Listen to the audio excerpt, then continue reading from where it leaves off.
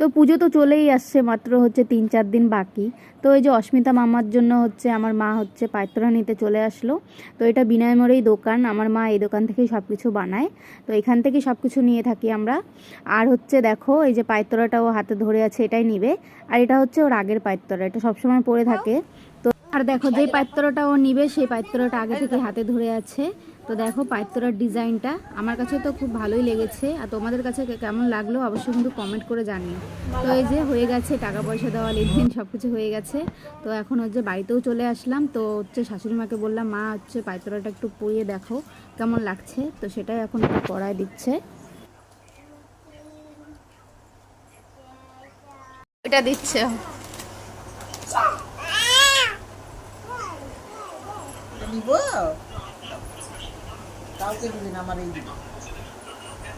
তো দেখো ছোট্ট ছোট্ট পায়ে পায়তোরা পরে কেমন